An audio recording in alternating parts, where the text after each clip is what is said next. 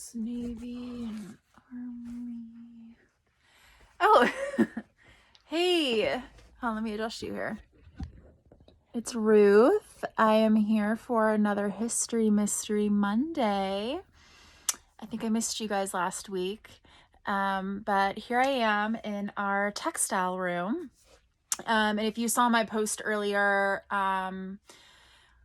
late last week, on our intern Maddie, who's working really hard in this room to help reorganize and clean it up, and she's doing a wonderful job. And so I just wanted to give her another little shout out, how amazing she is.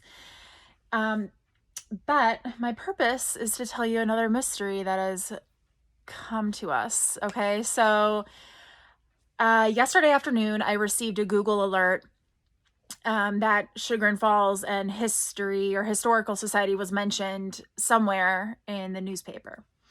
So it turned out to be an obituary that I believe it was from Missouri. And I was like, well, this is interesting. Like, who's this person? I've never heard of her before. And her name was Dorothy Barrett Maxwell. And she was 103 years old. And, so I'm reading her obituary. She was born in Columbus. She was a homemaker, designer, painter, and calligrapher. And she had 3 sons, and they moved all around the Midwest and the Northeast for her husband's job. And it mentions that she studied painting with Alfred Howell and Florian Lawton, 2 names which are known, who are known as great artists in Chagrin Falls and worldwide. And we have their paintings here and some drawings here at the Historical Society in our collection. So I'm scanning this and I'm like, wow, like they're not even mentioning the Historical Society. So what's the deal here? So she designed needlepoint patterns for 8 historic buildings in Chagrin Falls, Ohio. And this immediately caught my attention, not just because of the Chagrin Falls mention, but that because I am a cross stitcher, I was aware that we do have embroidery patterns here of some of the historic buildings. So I thought, cool, like these must have been hers. Like, I'm going to go into work tomorrow. I'm going to look this up and I'm going to do a little post about it. So I come in, look it up in Past Perfect, our database, and they're not hers. They actually were donated. Well, I also went to the curator's notebook. So in Past Perfect, they were accessioned in 2008. So they were 6 drawings of village buildings made for embroidery patterns, perhaps for a home tour. And they were donated by Mary Parsons.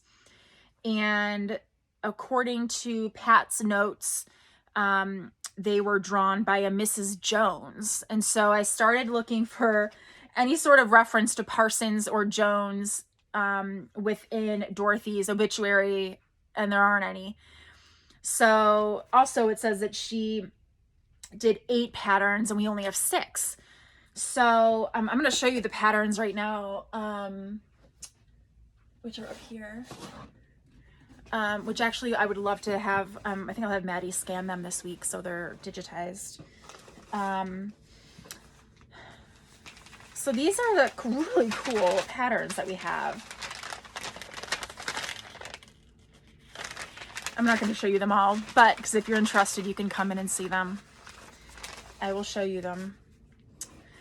But so now the mystery is, where are this Dorothy who drew these patterns, where are they?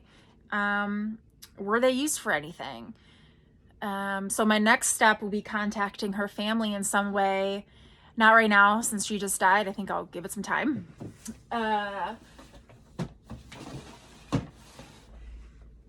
So if you're an embroiderer, a cross stitcher, anything like that, stay tuned, because I'm hoping that we can find these patterns, that they exist somewhere. It says that she was a member of the Moreland Hills Historical Society, but I don't know why they would have them, because they're Chagrin Falls buildings.